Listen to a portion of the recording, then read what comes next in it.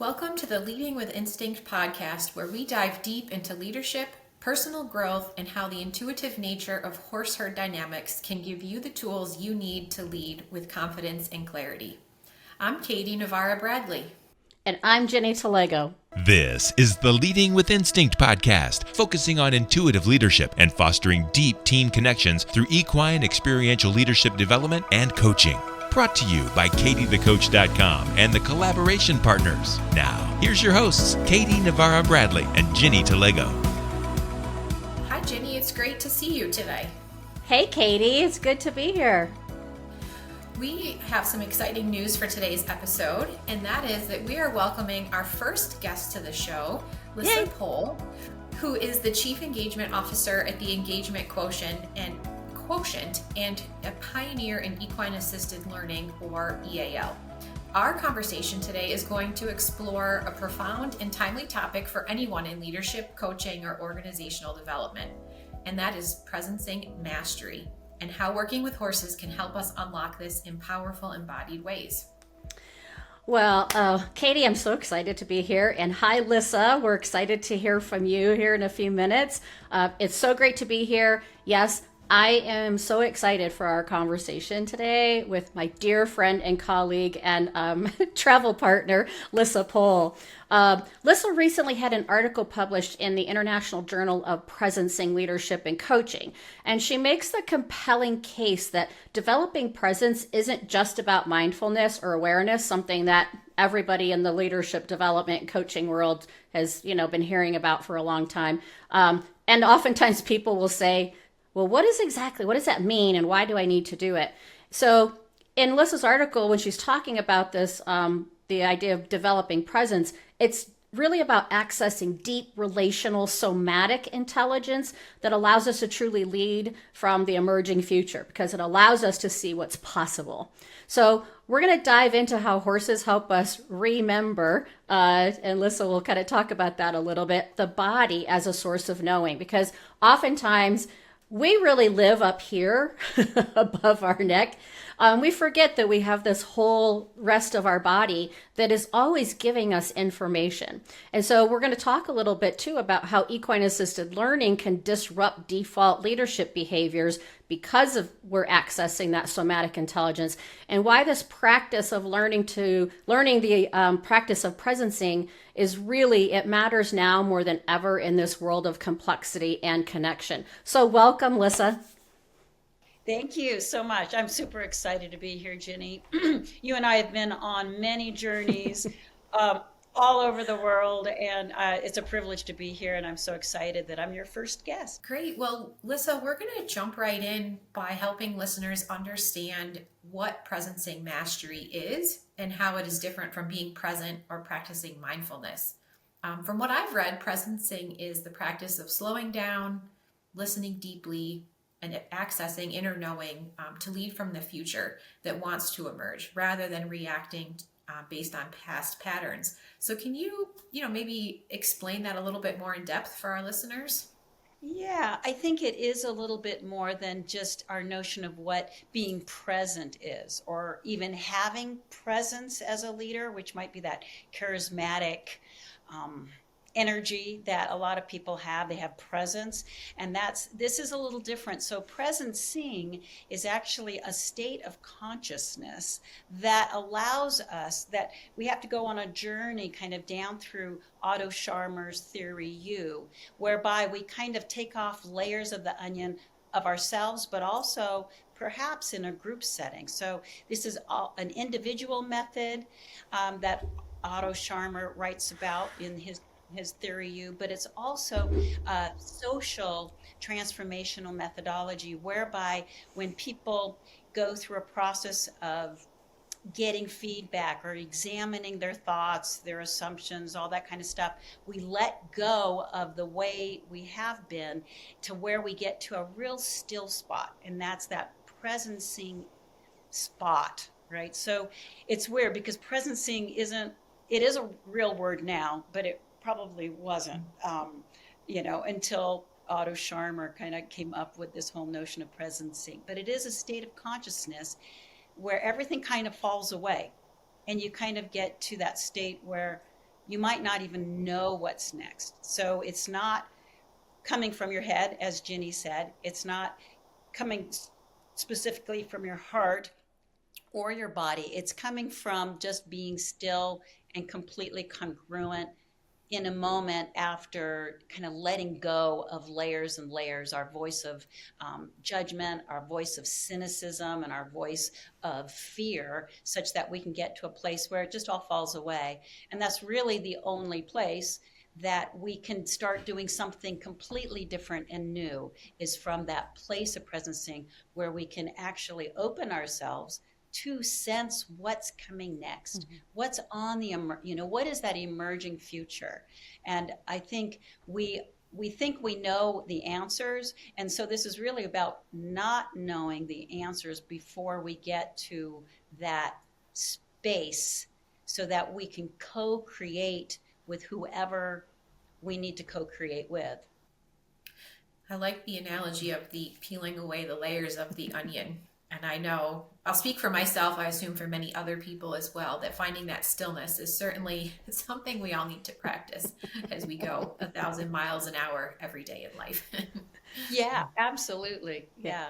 Well, and the timing of this conversation really was perfect. In all congruence, which is right for me, aligning my inner and outer self. I've had a lot happening over the last couple of days, between work projects, which are awesome and very exciting, and some health issues with my elderly mom. And I was out with my horses this morning, and my horses were letting me know that I was definitely not presencing. And I felt it. I was feeling in my body, just like, I felt like my heart was way up here, and just like, I could feel the tension in my body and all of these things happening that were telling me that I was not staying in the present moment.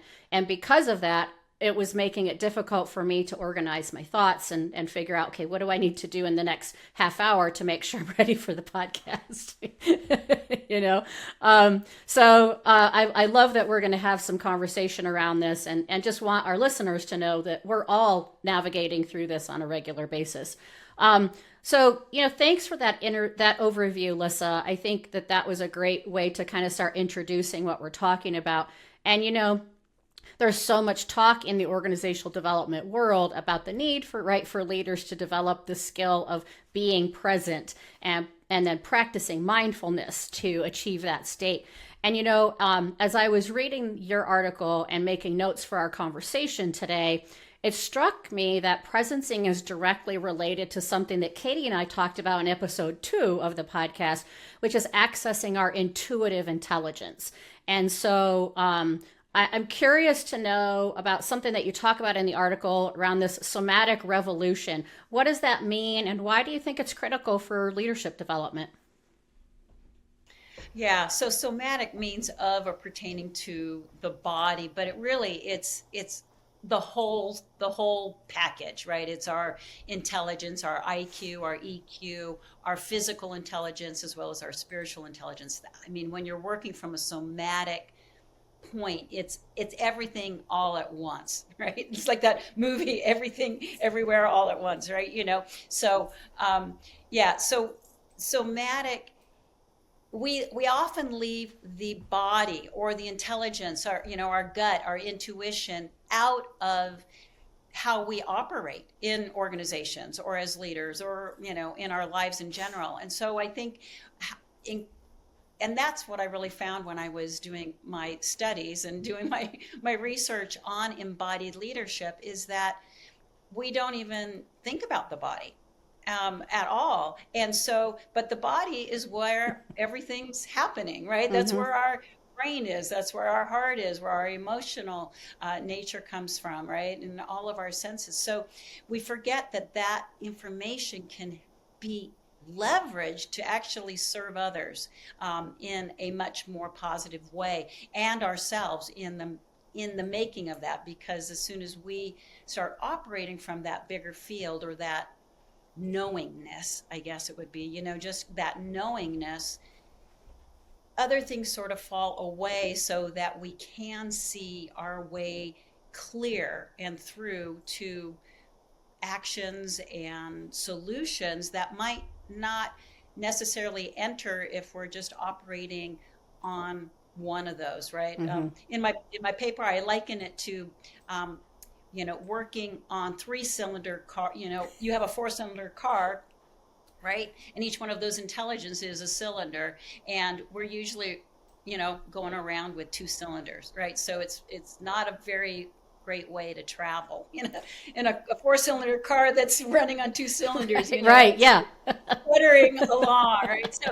So that's kind of what it is. So if we can bring up all of our intelligences, but be aware of how to do that and master that in that space, it actually develops a whole new consciousness of where we can really go to our higher self, our higher purpose, and our organization's higher purpose. Right. Yeah, I love that. Lissa, as you were talking about that, it is very timely because I'm working with a client who is crafting some thought leadership around the importance of third spaces or third places as a place to work on your own, to access inner creativity, and also to work as team members. And so as you were talking about that, that's exactly kind of what was coming to mind to me. For us, we're going to get into this about how the horses offer that third place or that third space. But why do you think that it's so hard for traditional leadership programs to think in this way of accessing the whole body? Yeah, well, I think culturally we learn to depend on our head, that rational near that left, basically the left brain, right? So we've been taught that. I also think it's hard to get experiences of our whole selves using all of those intelligences without it being experiential, right? Because if we're learning about it, or we're watching a podcast, or if we're listening to books or whatever, it's not a whole body experience, right? So, and I think oftentimes experiential learning of this sort, especially with the horses, can be seen as time consuming, resource intensive, both cost wise, time wise for organizations. However, knowing that this kind of learning is super beneficial and transformational, and that's what we see, of course, as practitioners with the horses, is that people take what they've learned from their books, right? They take their intellectual knowledge and know-how about leadership. I know leadership, right? But really, do you know leadership through your body? Do you know how to be a leader through your whole system? That takes practice. It takes feedback from the environment. And when we're doing it with the horses give us that really beneficial feedback about how we're showing up. So I think it can be expensive, and so people kind of and organizations tend not to do it. However, the information that they've learned up to now about being a leader can be assimilated, and they connect the dots. Like sometimes for the first time, oh, that's what having an intention means. Oh my God, it's not just I intend for something to happen. It's like I intend for it to happen. And the horses read that. That's what the horses pick up. They pick up the whole body intention, not just what you're thinking. Yeah, they are masters at that for sure. They are. And I love just, Lissa, what you were just talking about of, when companies are investing in leadership development, really it's one of those things where it's okay, well, if you're investing this, don't you want people to be leading differently as a result of what you're investing in? And so, I think that's where we really see the horses as a key component to that. And it's not just an expense, it's an investment in taking all of the other leadership development that has taken place and bringing it to life. And I love how you talk about the embodiment of all of those things that people have been learning about, and now they get to really feel it. Right. Yeah, absolutely. And we've talked a lot about, this point about sensing the future that wants to emerge. And that stands out to me. And especially as Ginny and I were chatting about this episodes, one of the points that she brought up is that horses don't have to learn to be present. You know, we're talking about us being present and learning how to be present, but for them, it's their instinct because that's what keeps them safe. So from your perspective, you know, what can we learn about presencing by interacting with horses? Gosh, where do I start? Like 3 more podcasts we'll probably have to do. Right, exactly. You know, part 1 of 3. The horse, when you're around a horse, because of who they are, they need you to access more of your perceptual awareness, really your sight, your hearing, your feeling senses, really. I mean, kind of even how the proximity of your body to theirs. I mean, they sense from, you know, yards away what we only tend to sense, you know, a yard away, right? Their personal space is huge, and our personal space is a little bit closer to ourselves. So you know, being present, and what horses do for us is really, because sometimes they're sized, but not always. I mean, we work with miniature horses and they're little. So, you know, people go, well, they're so big, they're so intimidating. And that's, you know, and yes, that can be more powerful. I think it's more about how they need us to be, you know, that in between, that third space you were talking about, Katie. You know, it's that in between space that we have to get exceedingly curious about, because we don't speak equine language all the time, but we do if we really move towards it. Okay, if we move towards them in the way they operate, that's a lesson in and of itself, right? So when do we need to move towards others in our organization who aren't like us, that we don't have good communication with? What does it take? So it stretches us as leaders to understand what it takes to affect or accomplish a common goal with anyone. And, you know, in this case, it might be with that horse. So it does that for us. But it's that space, that intersubjective, that interrelational space. I don't know anything about me until you give me something that I can understand about me from your perspective, right? Does that make sense? It does. So. And, you know, it reminds me, just even being with my own horses every morning at feeding time. You talk about what the other needs, and my mare is admire me, I'm beautiful, don't really always get up in my space kind of horse. And then I have a 5-year-old gelding who sometimes he just needs a snuggle in the morning. He needs to have his muzzle held so that he can go about his day.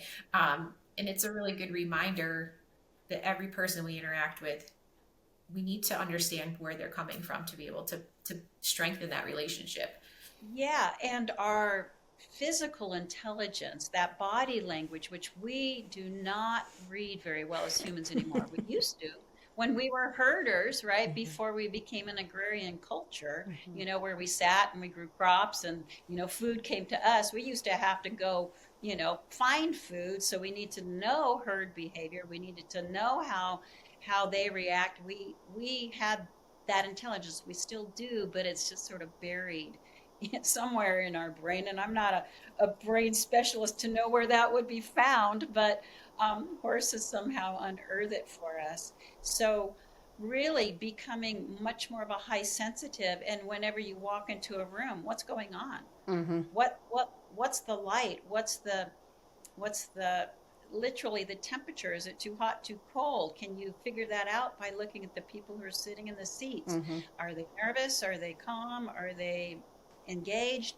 All those things we can pick up through just observing, like horses, much like a horse observes us when we walk in the arena. They're like, okay, where are you? What are you thinking? How are you feeling? What are we going to do today? I mean, they're asking all sorts of questions because they're really curious, because that's how they feel safe.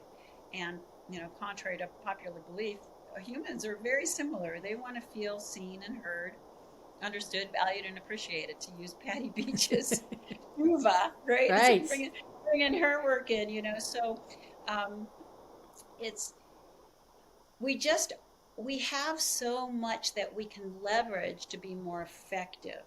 And it does take it's almost developing that new consciousness and leveraging those intelligences and building new muscles. They're there, we just don't use them effectively or enough or long enough to really affect change. Right. Well, and what I'm hearing you say in that, Lissa, is that in order for us to develop the ability to practice presencing, we have to find a way to access all of that information, right? Yeah. And I think this is why it's different from mindfulness or meditation, because those are subjective practices. So an intersubjective practice is that the knowing is between you and me. Right. Right? The knowing and the transformation and the potential is between you and me, not just my own, right? So it's that in between. Consciousness actually comes from the word consentia, which means knowing with. So to be really present and conscious, we have to know with each other. We have to get that feedback, because it's the only way we evolve as anything evolves, especially as humans. We don't get enough honest, objective feedback. Well, and that's a great segue into kind of our next question. You talked about in the article about describing horses as clean feedback experts, which the three of us all know what that's like, because for those of us who live with horses and have lived with horses, we have to get that feedback all the time, every day. But as you're talking about that, could you just speak a little bit about, what does that clean feedback look in action, and what is the role of that clean feedback in gaining the ability to practice presencing? So clean feedback is really just that direct observation. What might work, what didn't work. It's not why did that work or why didn't that work per se from an emotional context. But clean feedback with no story, no judgment, just what's happening, what do you see happening, allows our systems to calm down and see ourselves within that environment, I think. As soon as there's criticism or projection or advice, we shut down. And you can practice this. You can actually take this away today and watch when you start jumping in. Someone's telling you something about what's not working for them, and you go, well, I know how that works. That happened for me, and this is what I did. And they glaze over. You will see minute things happen in their eyes and their system, and they shut down. So we shut down when we get projection and story that isn't sourced from ourselves, right? So we close down so we don't learn anything new that we can take as our own knowing, right? So effective action is something that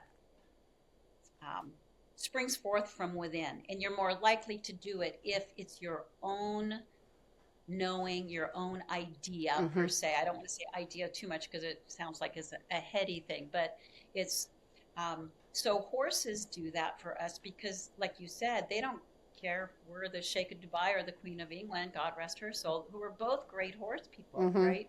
They don't care who steps into them. They're wondering who you are and can you keep me safe, and what are we doing together?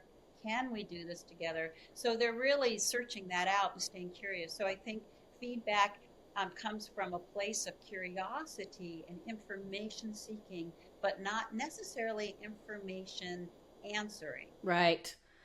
Yeah, I think that's really powerful, and also kind of bringing back into what you were saying about the ability to not make up a story that gets in the way, right? Because in my thought process, when I think about the practice of presencing and being able to access those parts of myself that I can't access when I'm ruminating on the past or I'm worrying about the future, that this feedback from the horses, because it's completely non-judgmental and there is nothing behind it, I then have the opportunity to utilize that in order for me to set aside the stories that are getting in the way of me, of me staying in the moment of what's happening right now and accessing those things. So that, I think that's just such a great way to be looking at it, and understanding how our stories, the narratives that we're telling ourselves about our interactions, right? Like if one of you makes a face and I interpret it a certain way, I'm going to start responding to you all maybe in a different way. So I appreciate you kind of expanding on that, of why being able to have the clean feedback is important. So, Katie, did you want to ask Lissa a little bit about, about this idea of moving from predatory to relational leadership, and talk about that a little bit before we jump into our action steps?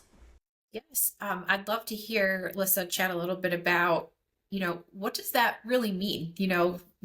Ginny and I talk a lot about the predator versus prey dynamic between horses and humans, but what does predatory to relational leadership look like, and how does EAL help our participants experience that relational presencing? So I think to understand the predator-prey dynamic, for me, what really helped was looking at an action logic, which was sort of coined by Bill Torbert many years ago. And an action logic is really the lens from which we view our life, right? Okay, so it's the fishbowl, it's the pond that we live in, and unless we get out of that pond, we don't see the pond, right? We can't, because we're breathing it. It's our life support, right? So until we can kind of jump out of that. So an action logic is usually can be unconscious. And when we get conscious of how we're operating, and that's where the horses puts that pause, it just kind of stops us literally in our tracks and go, oh, am I being predatory, right? So people, even what's predatory to a horse is just going up and petting it on the head, right? And we don't think about it because we're predators. That's what we do. We go over to other animals, other people, and we for food, we would take down an animal by the head, we drag it down, we kind of control. So the predatory nature, I think, is running the show most of the time for humans. And we don't understand how it's running the show. And until we work with a prey animal that's willing, thankfully, to work with us predators, and they have for centuries. Horses are so generous in wanting to teach us how to be a little bit more relationally and prey minded, because we also have prey tendencies. I don't want to say that we're all predatory, right? Yeah. But we lean into that predator dominant thing because we're not even aware that when it clicks in, right? So I think that action logic is unconscious and it's instinctual. So of course we're going to default to it because it's instinctual. So I think it's like the base action logic out there. And until we really see how it plays out effectively or not so effectively, and what better way to do that with a different species that is oriented, like we have to take our hat from the front, we have to turn it all the way around 180 degrees to understand how a horse operates. And then as soon as we can step into their shoes, which, they have 4 of them, so we have to step into a lot of shoes, not just 2. We have, until we can really do that and sense what it's like to be non-predatory. Right. Right? To be non-predatory, and is that more effective? And you get to play it out with a horse. You get to try that on in a safe environment, and the horse is going to tell you if it's working or not in the instant. Right. In the instant I take my shoulder out of their head, because I'm unconscious that my body language is communicating a predatory inclination. If I take my shoulder back out of their head, the horse comes in, right? When I go like this, the horse goes out, so just those minute details can really change the relationship I'm having with that horse, but also is totally transferable to people. Yeah. In the workplace, to your family, to, your peers. So, yeah. When you said that, it took me back to a session from a couple years ago where it was a senior leadership team from a manufacturing plant, and they were all very eager to learn and all very growth mindset oriented. But one of the individuals acknowledged up front that he'd been working on his intensity.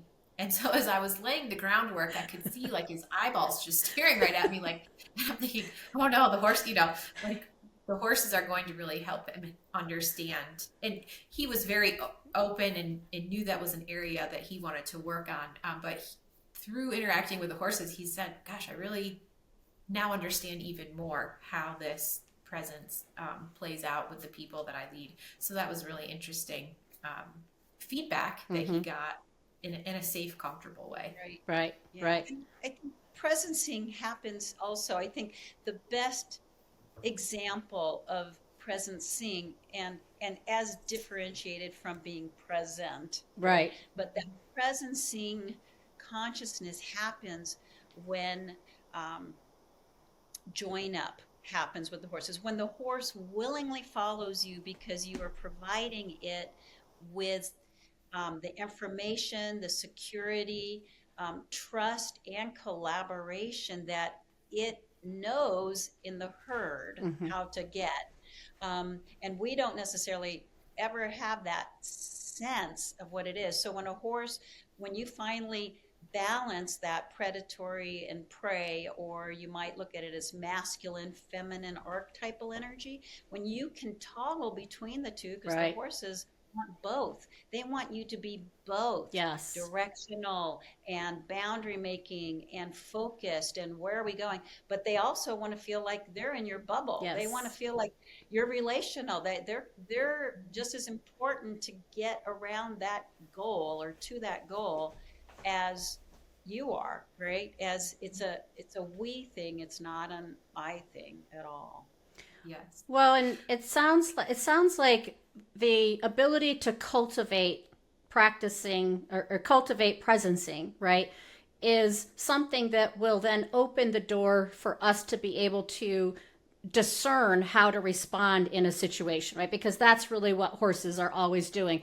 Because they are always in the present moment, they have the ability to always be able to discern, do I need to run or is it okay for me to stay? What do I need to do? And so it sounds like, being able to access those things through this it would be very helpful to leaders. And so given that, Katie, how do you want to bring Lissa into giving our listeners some action steps? Yes, because as Lissa mentioned, we could probably do parts 2 and 3 of this.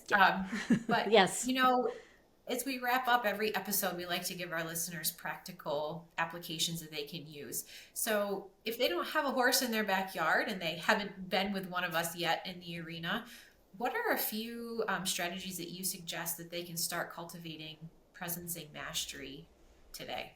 I would suggest for people, whenever they go into any environment, is to stop and pause and see what's happening just right in front of them, like right here. What is happening and what can I sense from that? So what do I see physically? Note what you're thinking about what you're seeing, right? So to become aware of that. So it's really becoming aware, layer after layer after layer, like a deeper and deeper awareness. And then, when you move into that space to interject something or an idea or start a conversation, then how am I doing that? What is my body language? Am I here to make a point? Am I open to what might come out of a conversation or a dialogue? Is it about me and what I want, or is it about what can possibly happen? So looking for that space in between is like a vessel. It's like you can almost picture a big, beautiful vase in front of you, and that's where you're going to meet together. And you invite that other person to offer what they have into that same vessel. I think about Harry Potter, and people, when you have too many thoughts, you drag your thought out, or whatever it was called, right? So it's magical, right? And I'm so into magic these days, and alchemy is kind of where I'm going, because it's magic when you can do that and create that space. And then when something doesn't work, if it didn't go the way you thought it wanted it to go, just dial it back and do something completely different. Say something different. Change your posture. Come back to it another time when you see and have time to analyze and look and become aware of what might your motives have been for that conversation, right? So it's hard to become kind of a blank slate, but opening it up and then curious. Yeah. Just remain incredibly curious about what shows up and not making a story out of it. And the feedback that you're getting, don't take it personally. Just go, oh, that's interesting. Yeah. Right? and then get curious about it. Ask more questions than telling, right? Right. Yeah. I think those are some good starters. If you can do 2 or 3 of those, you will make a shift. Well, and those are things that we can all do when we're interacting and we're in conversations, or even if we're doing something on our own. Just start noticing. I think the big thing for the 3 of us and the work that we do, particularly with the horses, is giving people the opportunity to stop, not having to be so focused on the next thing. And it helps people to be able to be in the moment, to notice what is happening for me right now holistically. What's happening? What am I thinking? What am I physically feeling in my body? What's the story that's happening? All of those things. And so, I love that, Lissa. We are going to start wrapping up on this. And Katie, I think we probably are going to have Lissa come back on and explore some more things, because I would love to have a conversation about the presencing as it relates to intuitive intelligence, and accessing that. But Lissa, thank you so much for joining us today. I hope you had a good time with us, and thank you for sharing your wisdom and for the article, and we will share all of that. Lissa, is there anything you want to share with our listeners, just how they can find out more about you? Yeah. My website is www.ENQ Coaching. That stands for the Engagement Quotient, right? Where IQ plus EQ plus PQ equals engagement. And I mean engagement both for ourselves and creating engagement in the work environment. So you can go there, and I would love to hear from any of your listeners, and I hope it was helpful and fruitful for you all. And thank you, Ginny and Katie, for inviting me. I'm so excited. This conversation, I think, is really important. I think where we are in the world really needs this press pause button, right? And where we can make islands of sanity in the insane world that we find, right? More of that happening in the future is what we all need. So thank you. Absolutely. Yeah. So that's a wrap on our conversation for today on how leaders who practice presencing can truly lead from the emerging future. And that's what everybody's being expected to do, is what do you need to be paying attention to that's not happening yet? Well, you can't do that unless you are able to access these other parts of your thinking. So we hope the episode has provided some helpful insights to our listeners about how you can use wisdom of the horses to practice presencing. We'd love to keep the conversation going, so please share your thoughts with us on social media or in the comments when this is posted. If you enjoyed today's episode, please don't forget to subscribe, leave us a review, and share it with people in your network.